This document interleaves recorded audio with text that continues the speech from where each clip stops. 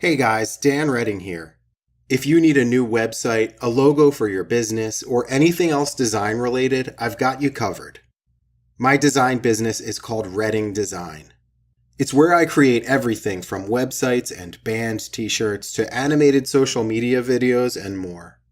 I can make your brand or your band stand out with a bold visual presence. You can find Redding Design online at reddingdesign.com. That's REDDING design.com. Thanks. Now on with the show. I love the way this sounds. This song didn't exist a minute ago, and now it does. And it's like, great. It's here forever. It's like a child. It's like giving birth to something that doesn't die because it can't get, you put it on the internet, it's there forever. If somebody wants to find it. I love what I do. I guess is what I'm saying. That was my guest George Clanton, whose love of creating music comes through in his work. George is a pop and electronic artist whose new album Slide received praise from Pitchfork and The Needle Drop. George's other music projects include ESPRIT and Mirror Kisses. His music is available through his record label, which is called 100% Electronica. Thank you for listening. Welcome to Culture Creature.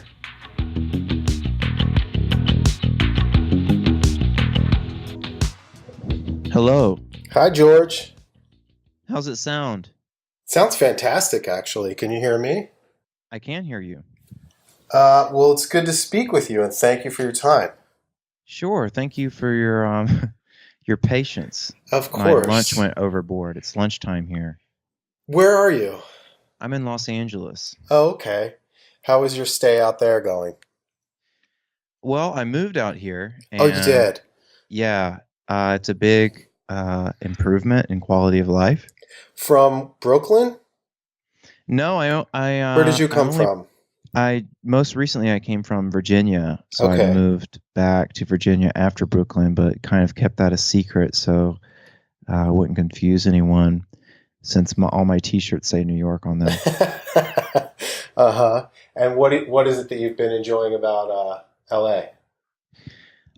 Well, I'm looking out my window right now and it's perfectly sunny and the temperature is perfect, and it's been that way ever since I got here 2 months ago. I think it's rained once. Yeah, That's it's what I like amazing. most about it. But I haven't really had a chance to see much of the city, but I really like my house here. That's great. Is there anything that you miss about Brooklyn or no? Yeah, I've been having dreams about it actually. I miss it, like, Brooklyn is kind of like, I was just describing this to my girlfriend, that Brooklyn is like it's like a gated community kind of, where it's just like, I don't know, it looks like it's not safe, but to me it feels totally safe. When Mm-hmm. I'm not that I feel that way generally here as well, but it's just kind of like, with all that craziness going on, uh, it's cool that it's so safe. Like, you can go out drinking with your friends into the middle of the night and then just hop on the train and walk home. You don't have to worry about driving or anything like that. So I guess it's Mm-hmm. mostly about the partying, that element, because I definitely don't miss the beeping and the noise and the garbage in the streets. Yeah. Yeah, it certainly is. It's fun as hell. Sometimes it feels like a adult playground or something. It's absolutely what it is. Yeah. And that's awesome. And I miss that. And I was remembering, like, there's things that I did in New York that I just can't do here. Like, I can't just hop on the train and go see Hannibal Buress and Yeah. then, hop on another train and go drink on the rooftop with someone at 3 a.m. or something, Mm-hmm. That's cool. That's the Brooklyn fantasy. Well, I'm going to ask you some questions here about a variety of things, and I'm going to start with one subject that you just mentioned, dreams, and sometimes people say that your music is dreamlike. Mm. Do you ever take ideas from your dreams? Oh man, I try to. I feel like the best songs that I come up with are in dreams. Um, I don't like. I think it's kind of like a common thing to dream a song, like for people who make songs, Yep. to like dream a song and then you wake up and then it's like a great song on the radio or you're seeing a band play it, and then when you wake up and realize that it was a dream, you realize that your brain wrote that song for the dream, Mm-hmm. for the soundtrack for the dream. And then I think that sometimes I can remember them, and I try to like work them into my music, but I've never been able to come up with an idea. Like I come up with ideas all the time for songs, but I can never put my idea onto into music. I have to do it the other way around. I have to kind of like accidentally make some music that inspires a song. I can't take a song idea and put it down. So even if I can remember the song from the dream, I can't like get it on paper and make it sound good. Yeah. Since some of your music is made of samples, have you ever heard a sample in a dream? No. That would be cool. Yeah, I guess it could be cool. It's like I don't get like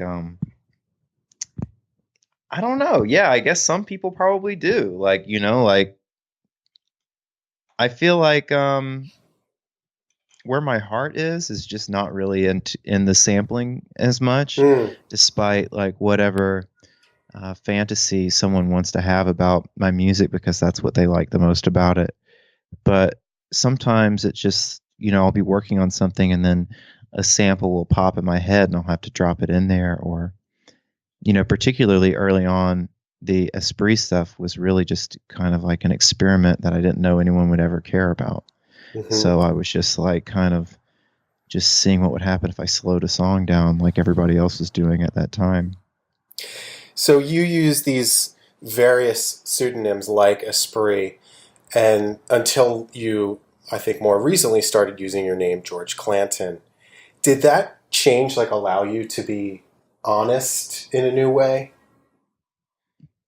Um, Or what did that change do? well, to me, it's still kind of like the ESPRIT project and the George Clanton project are separate. Mm-hmm. But the George Clanton project is really kind of a continuation of the Mira Kisses pseudonym, where I'm like writing these pop songs. And I felt like, and the way that started off was 10 years ago now. I made an album basically for my friends, which was like fake 80s songs. And it was kind of like a joke album, which I've since erased from the internet to save face. But because the music, it became a serious thing. And I didn't want people, looking me up for the first time to hear me like rapping or something. So I got rid of that. But like so the whole time, the name Mira Kisses and the whole like imagery with it was like a fake 80s band almost. Right. So changing my name from, and this is how I see it, is that I changed my name from Mira Kisses to just my name, George Clanton, my actual name.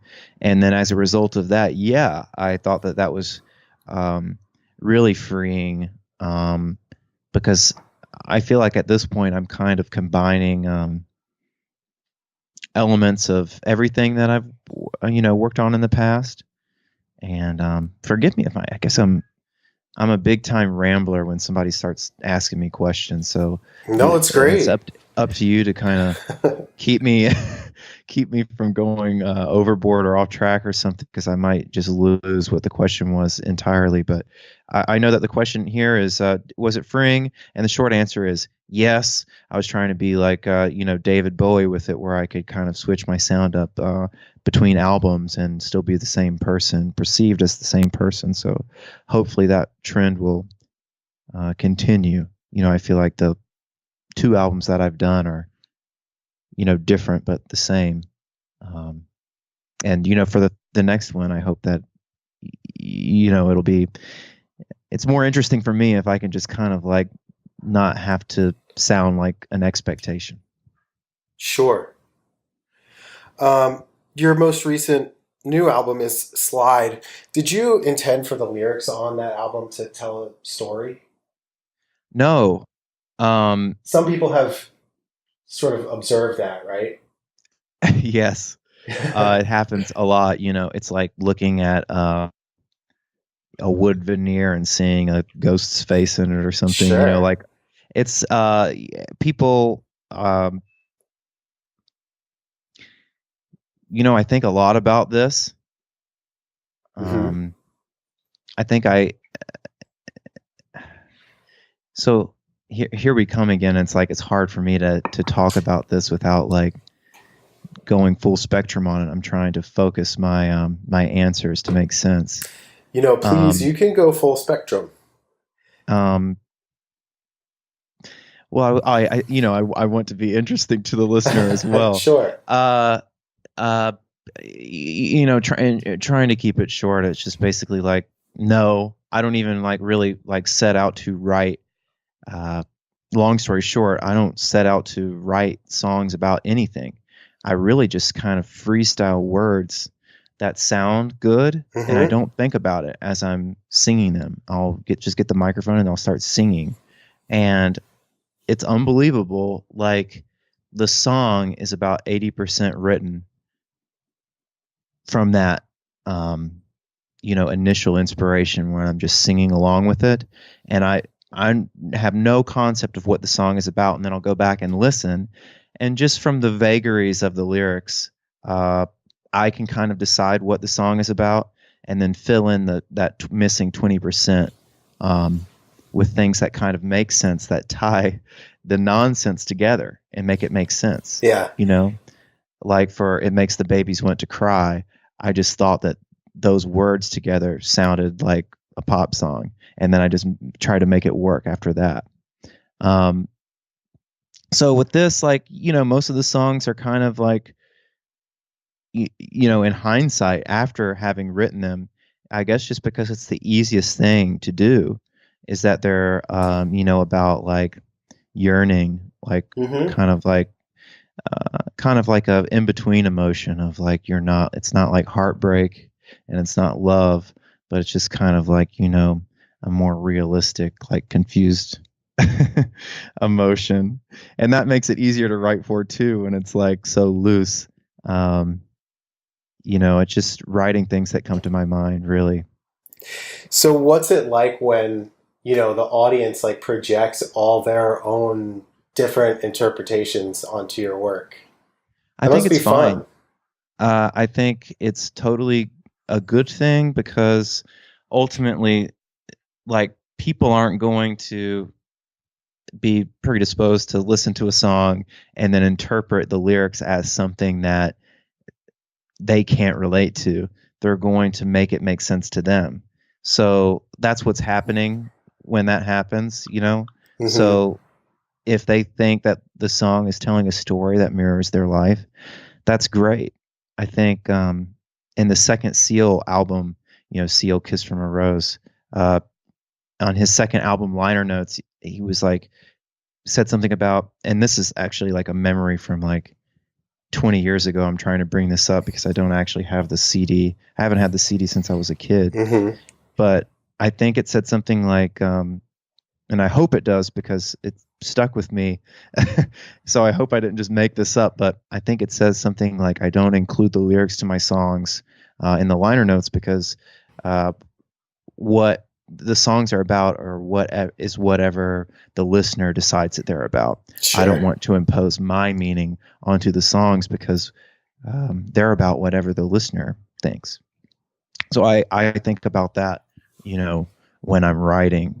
But sometimes, like, there are songs like Dumb or Tie Me Down that are like actually about something, or Warm Spot that are like more kind of about a specific emotion. And I sometimes very late at night when I'm Googling myself, I'll have to go and set the record straight on a YouTube comment or something.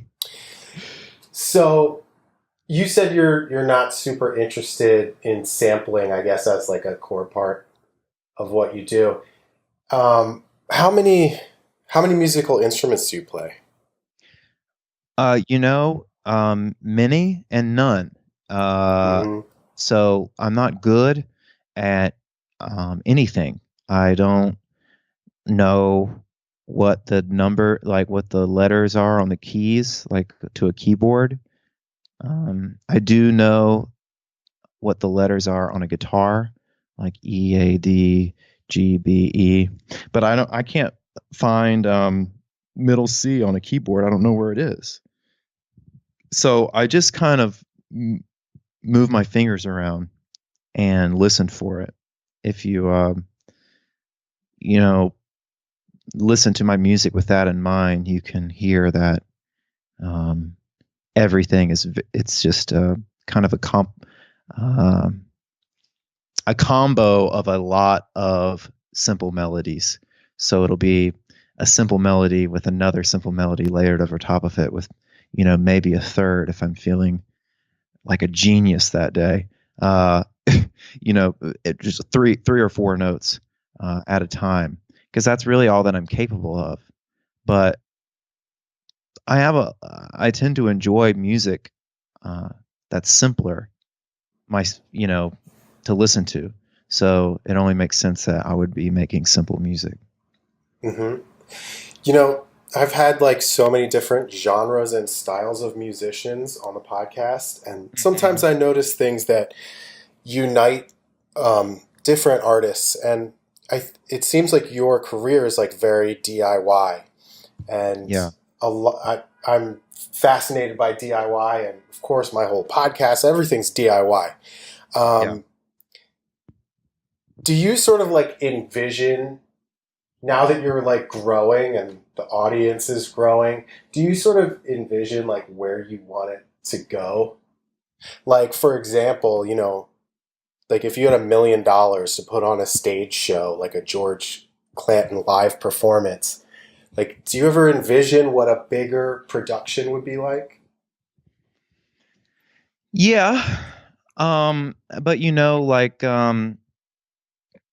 if I did have $1 million to do a stage production, I'd still be performing to 200 or 300 people right now. So I don't really like fantasize about that or get off to it. It's like, and I guess that's the difference between me and someone who's immensely successful. I don't have like a vision for that.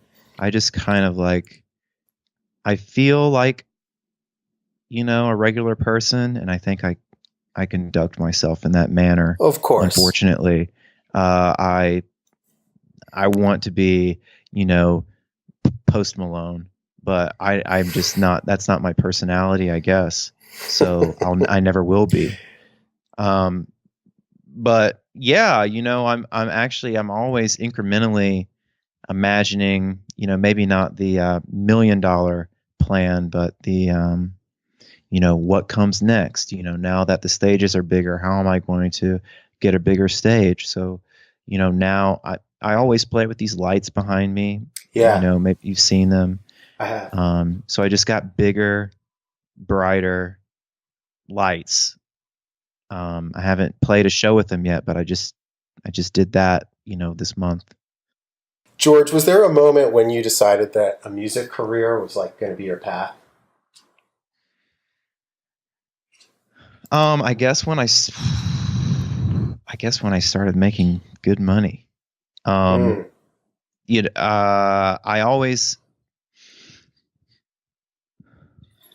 don't know how to answer that. I think I said that I wanted a music career, and I said that I was going to do it at all costs. But the whole time I was thinking of, plan B, because I just didn't believe in myself. And I was living in Virginia like for such a long time, and in very small towns, and not really understanding, like never having been to like a big city before, not really understanding like what needs to be done to be successful. What do successful people do? What does it even look like? How does it happen? I have no idea. So I didn't really maybe think, oh, this is going to be like a legit career that's going to work out.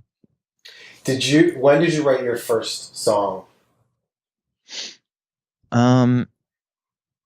It's going to sound so stupid, but like, it depends on when you count it. Like I wrote a piano song in 3rd grade for a competition at my elementary school. Do you that's think, kind of cheesy to say. No, it's not at all. Do you think that was like, did you feel connected to like, oh shit, I just made something myself at that time? Oh yeah, sure. I've always like, making things, and I guess even before that, I made songs with my mouth, or like on a little toy keyboard that I would have.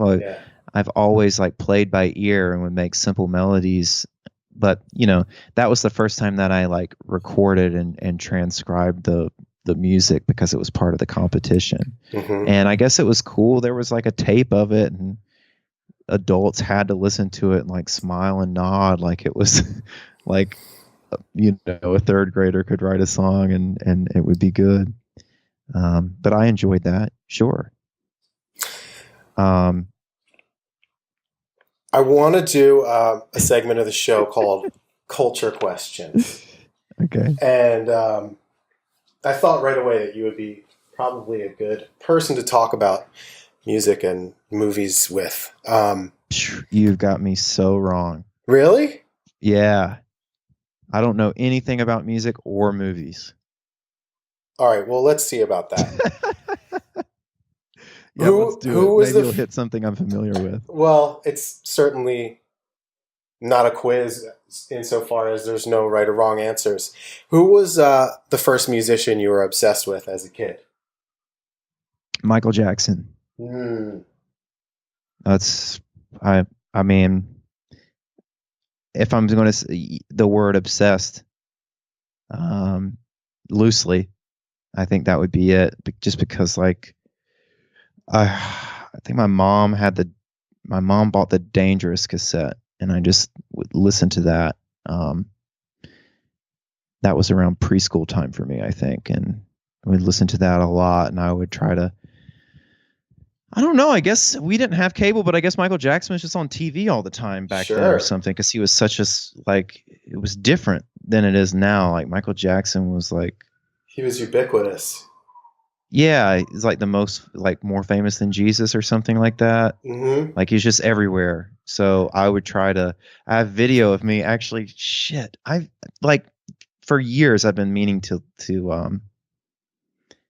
cut this family video and put it online. I have a video of me like trying to break dance when I'm 6 years old. I'm trying to. I think that I'm Michael Jackson at that time, and I'm trying to do Michael Jackson. That sounds awesome. It's pretty funny. So, I guess that's the answer to that question.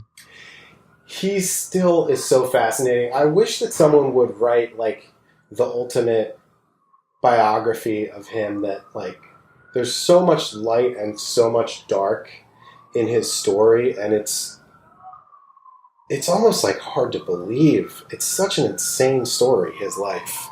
Well, it's just like what I don't know that I could believe it no matter who wrote it. Like I feel like somebody could write an all-encompassing story about Michael, his whole life, and then someone else could write another one, and then they would be totally different. Yeah. You know what I mean? Like who knows the the true story? I guess like there's so much disinformation that you wouldn't believe it. Like I used to not believe that he was a child molester. Now maybe I'm leaning towards that he was. But I don't have all of the information. I just read that they've like found child porn in his house, and then I was like, well, that's the nail in the coffin for me. But like before I was thinking, well, this is like some big payday for someone. Like, why would he doesn't see, like, I think his problem is that he's not a sexual person at all, because he thinks he's a kid. But then, I don't really understand psychology. And if you find the child porn in his house, then so be it. It sucks. Michael Jackson, now what? That's all I think about when I hear his music. Really? It's like tarnished for you? Well, yeah, I mean, and I think for everybody, it's just kind of like, what do you think about? What's the first thing that people think about when they think about Michael Jackson? It's like how much of a, a weirdo he was, I guess. Like, I have like, I'm hesitant to say this, like I respect him as like a pop star. It's like, Of course. well, because I don't know, really what happened, but I just said like that. Now I just don't think about it that much, like if he did or if he didn't. I don't like, I'm not out here reading like biographies. I'm not like obsessed with I'm not obsessed with anyone. Like my favorite bands in the world, like I don't read their, anything about them. I'm just not like interested in the stories of people that much. No? But I love it. Yeah, here's your podcast. But like, I don't ask people a lot of questions, and about themselves, and maybe it's just because I'm so like self-absorbed and like a weird person myself. But I don't get into like idol worship too much. I really like maybe music by someone, and I'll get obsessed with the songs. But looking at myself and my own life and how little it has to do with the music that I create, I think it's just made me think it just doesn't matter what, the music, someone's life and the music aren't always intertwined as much as people want to fantasize that it is. Can you tell me a concert that you attended that changed your life? Yeah. My first concert was 311, and I was pretty old when I saw it. Like my first cool concert, I was probably 14 or 15 years old, and I saw 311 around the time that Amber came out. Mm-hmm. I think that was the song that was on the radio, what they were touring on at that time. But that wasn't what I was interested in. I was like obsessed with the older stuff. But I saw them. They played like all of these, like, I didn't understand 311's like fame, and they're kind of like the Grateful Dead or something, where like the only people who are really interested in them are like hardcore into them. Mm-hmm. So they play all of these like deep cuts from the albums that I wanted to hear, and I had the time of my life, and I was just like, shit, I didn't know what concerts were like, and this is awesome. Like I want to go to more. And maybe I was kind of idolizing them at that time. I guess that changed. I mean, I don't know, changed my life. That's as close as it gets. It's pretty hard to change my life. What band or artist do you think has a good band name? Has a good band name? Yeah. I always liked Sonic Youth.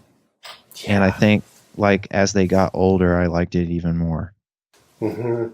I mean, they were old when I was sentient already, but like, I like the idea of some very old people being called Sonic Youth because like, it's the power of a name. It's pretty cool. Yeah, it takes on a life of its own. Yeah, because if you break it down, I think it kind of sounds stupid, but like, there's something just about the way that it sounds. And when I hear Sonic Youth, I don't think about those two words separately. It's just kind of like a word of it, a word of its own, which is cool. How did you come up with the name Mirror Kisses? It's a lyric from the song Lips Like Sugar by Echo and the Bunnymen. So he says, at the end of the song, he says sugar kisses throughout the whole song, and then at the end he's like mirror kisses, and I was just like, that's a really 80s like sounding thing, like pair of words that sounds like super 80s. So this will be perfect for my fake 80s band music project. So that's why I settled on that, and I eventually came to really really really hate that name as time went on. When were you born? I was born. God, I've gone this long without ever. Can I just not answer that Sure. question? Yeah, that's fine. Because it's not that I'm like ashamed of my age or anything, and I've kind of aged myself, but I'm always vague about it. You You don't know what have I to mean? Like, explain it. That's totally within your right to not answer that. well, I know. I just want to explain it. Oh, go ahead. If someone's listening. Hmm. I've gone this long and no one knows. And I'm at this point, I'm kind of having a lot of fun with it. Always, everybody always asks me how old I am when they meet me at like a show or something. And, I had been telling them, but now I just don't tell them because I think it's more exciting to be a mystery. Yeah, and that's something that there used to be a lot more of, like before the internet era. Um, Well, it's I'd kind of say it missing one now. time, and then it's like it's on my Wikipedia, and then Yeah. it's like the first thing that pops up is like George Clanton, age, whatever, question mark. And I don't have a Wikipedia, but let's just say that I did. I guess what started this is that how Google autofills your searches. Hmm. So I was telling you that I Google myself, as I definitely do. If you go to Google and you type in George Clanton, it's like the second or third most common search is age. George Clanton age. Mm. I'm just like, why does somebody want to know how old I am? It's but I do that. I try to figure out how old people are because I'm always gauging. Is my music career over, or is someone who I admire older than me? And I try to figure that out. Hmm. You used a variety of samples from a Zelda video game, right? I think from the Ocarina of Time, Did right? I? I think so. There's like On what song? um, there's like the sample of a female voice saying, "Hey, listen." I don't remember the You're song title. um. If you're talking about it makes the babies want to cry, I where think it says, so. "Hey, Yeah. come on." Yeah. Okay, that is definitely inspired by Zelda, but that's me saying that. Really? Yeah. Yeah. I That's had to think about interesting. that. So Mhm. you were like recreating those specific sounds? Yeah, I guess Uh-huh. I was like I hadn't thought about it in a long time, but I think I was trying to because she says I'm pretty sure she does in the game say come on. She Mm-hmm. definitely says hey, but she says it a little bit differently. And I guess I wanted it to sound a certain way with the music, so I just did it in a way that I could control and sped my voice up so it would sound like a fairy. Yeah.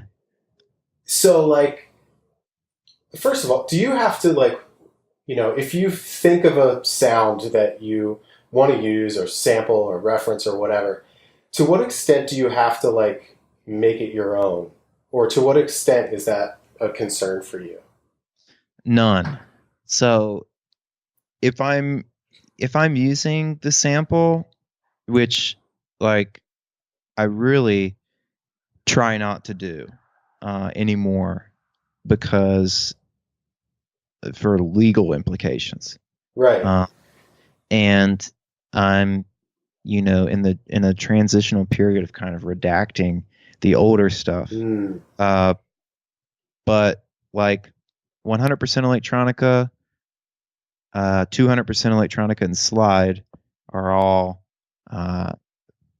sample free, 100%.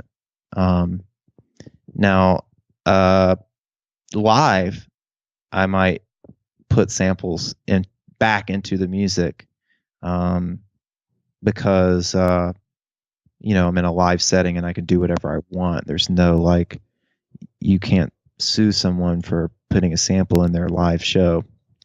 I don't guess. Maybe you can. But it's different, than the recorded music. Like so. Right, because you're like not. What was the question? Yeah, we're talking about sampling and copyright, basically. Oh, how much do I want to Yeah. change? So if I'm using a sample, it's because I want it to trigger a memory of like another song, and it's just, to me, it's like the older ESPRIT stuff that's all built off of samples. To me, it's just kind of like, well, for one, those are the paints that you're allowed to paint with for that genre. So that's why I was doing it in the beginning.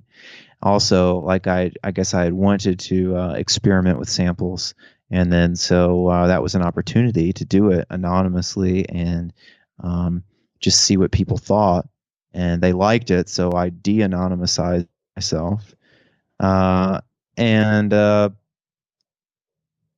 had no interest in making them my own. Really, I'm not trying to obfuscate the source sample material. Mm-hmm.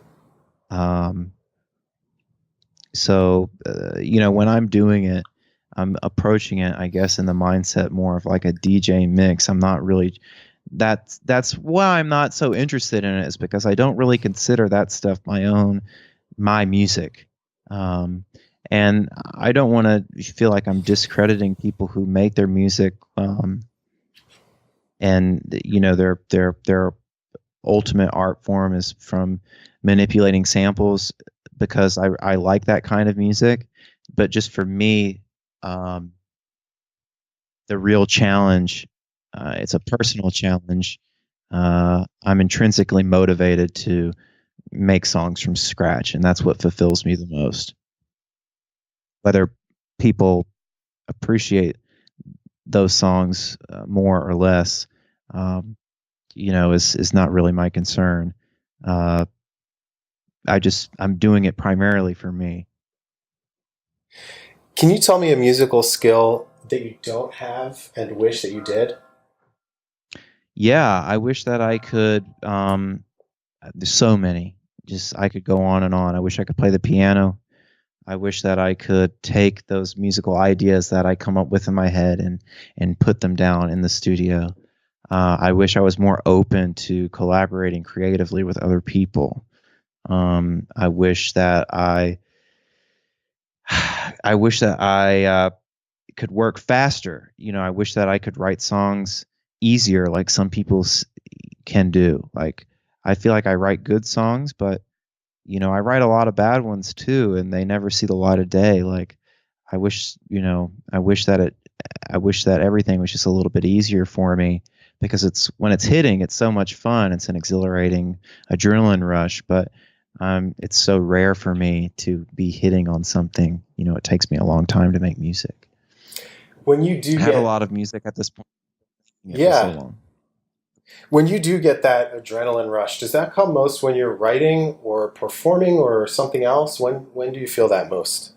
Well, they're two different. They're two different sensations entirely. So there's there's a crazy adrenaline rush when I'm playing live. But what I was just speaking of was like it's two different forms of self validation. Yeah. And I think that anyone who says that they're not trying to validate themselves, that they're not insecure, and they're in this line of work, they're lying. The reason that you like push for this is because you want someone to tell you that you've done a good job, and that they like you, and that they think that you're a valid person. So that's, I guess ultimately deep down, my deep dark reason why I do it.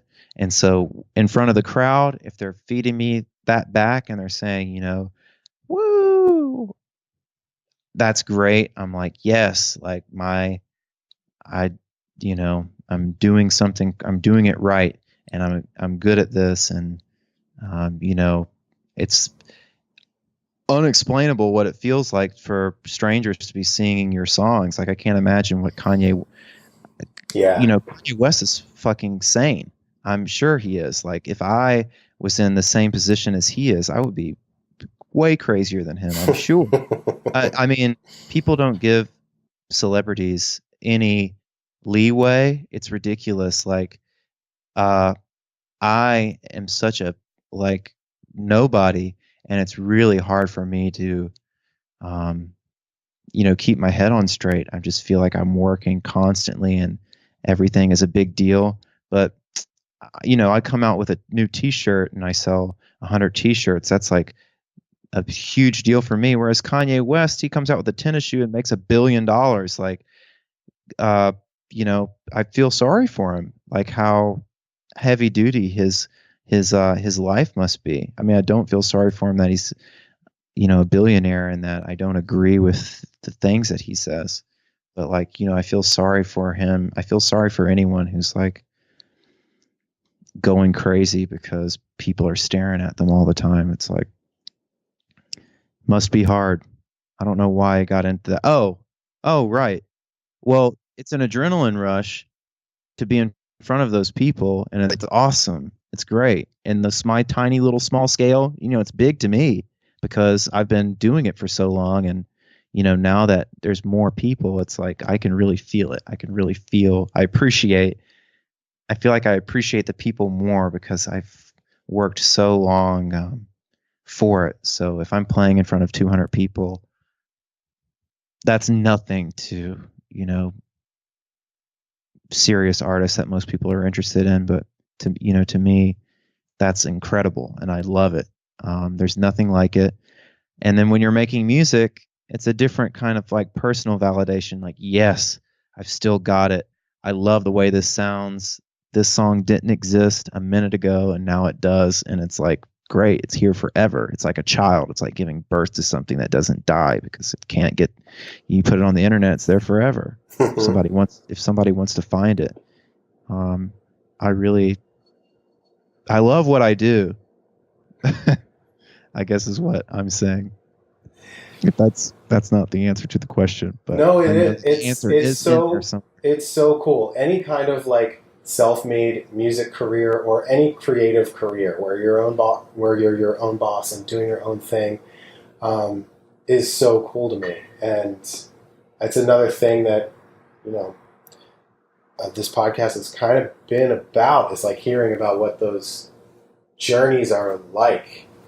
So I totally get that, and I think that's awesome. Yeah, I talk about myself so much. I'm always was worried about people listening to this thinking that I'm crazy or something, or like full of myself. And I guess I like am in kind of a way. I'm really happy with the music, but at the same time, like I just I realize that I'm just a little boy, and that's all that there is to it. So I wanted to clear that up. Well, one thing that I've noticed in your interviews is there's like a straightforwardness about you that is rare. Like a lot of I don't encounter that so often, and I appreciate it. Like you're just honest about some of those impulses, and I think that's good. Okay, good. I don't know. People. Like, do you think that sometimes people come to your work and expect some level of irony or something, and then because it's not that, but I think that's how people interpret it sometimes. Yeah, there's totally a sense of irony in my art, and what I'm doing, and a lot of the time, I don't know, not I'm not in a real funny mood today, but like, I'm real comfortable to just tell the truth Yeah. about something, especially like, if you want an ironic answer, you could have like you could be some college student who's like doing an interview because they think that anybody can do an interview and they'll be good at it. And they ask me, so, how did you get started in music? Mm-hmm. Or something like that. So I like answering maybe a little bit more interesting questions, more truthfully. But no, like my album art and stuff, you know, I don't like to use the word irony. I feel like irony is like just a step away from sarcasm, and I definitely think that what I'm doing is cool and I back it and I like it. But I like to say that I'm having fun with it. So I think people, expect me to be having fun all the time Mm-hmm. in my language, having fun. So you just put out this new album. Do you like immediately start envisioning kind of the next step, or are you the type of person that like takes a breather? Um, part of why I'm not feeling in such a fun mood today is because um, my lifestyle doesn't like really afford me breathers anymore, Mm-hmm. and it's really sad and depressing. I think I'm just having to learn how to manage that a little bit better because I know that it's possible. So are you just overworked? Are you sort of working around the clock right now? Yeah, I mean, I'm maybe not the most like efficient worker, but I'm working from the time that I wake up to the time that I go to bed 7 days a week. Mm-hmm. Um, you know, that's how I feel. But my lifestyle is like, so if I'm making music, that's not break time, that's me working um and there's an endless sea of people emailing me like, my vinyl arrived, but the corner is bumped. Like Oh, right, because you're running the I need label too. another, yeah. And then, so I have to do that for a multitude of different artists, like music that's not mine. They'll say, and I take that really seriously too. But the fact of the matter is, this is just like, there's always something, and it's like not something that you want to do. I'm grateful to have work to be done, but George, it's that's too much work. You need like a label manager. well, I've hired an intern. His name's Aaron. That's good. Uh, he's 19 years old. He's turning 20 next week. Okay. He wants me to start paying him, and I'm going to, but he's really been fucking up these orders lately. So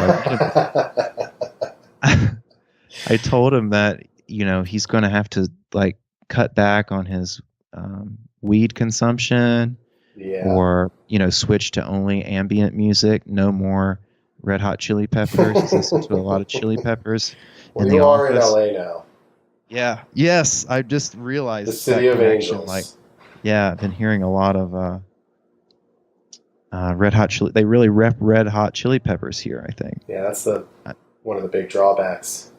I think it's okay. I can get down. I'll just have to learn. There's got to be a reason that people love them. I just need to learn it. Mhm. Um, All right. Well, that I sounds think that like. you're at. Sorry. Go Yeah. ahead. No, you go ahead. That sounds like an overwhelming workload. Oh yeah. Oh, it is. And I kind of dodged your question, which was, do I think of the next thing? And I Mm-hmm. didn't think of it explicitly, but I just wanted to say that, yeah, I'm constantly, I am thinking about the next thing at this point. Maybe 3 years, like after 100% electronica, I wanted to take a breather. But now that I'm full time doing this, I realize that it's a blessing, it's a luxury to have people caring about what I'm doing. So I'm trying to do as much as I can while people still care about me. It's like a football player only has so many seasons before their body gives out and they have to quit, Mhm. So I'm trying to make use of this, this gift while I can, because I have the rest of my life to kind of take a breather, I guess. Yeah, but you're only 25, so you got a long way to go. Yeah, I'll write that down. Put that on the Wikipedia. Well, listen, you've been really generous with your time, and it's been fun talking with you. Thank you so much, man. Sure, thank you. Always looking for an opportunity to discuss my favorite subject. Good. Well, I hope you enjoy the rest of your day and enjoy the sunshine over there. Oh my God, don't rub it in. Yeah, I'm going to be in a dungeon garage packing up records that I sold yesterday. All right. But well, it'll be good. I'm going to put on some chili peppers and just vibe out. sounds good. Tell Aaron to snap to it. Oh, Aaron's on vacation. God damn it. I know. I got to get my hands dirty. All right, man. All right, thank thanks you again, again, George. Have a good one. Yeah. All right, you too. All right, Bye-bye. bye. Thanks for listening. Please subscribe to Culture Creature wherever you listen to podcasts. You can find me on Twitter at Dan Redding, and you can find my web and graphic design business online at reddingdesign.com. That's REDDING design.com. Our theme music is composed by Bjorn Winberg. Thanks. Catch you next time.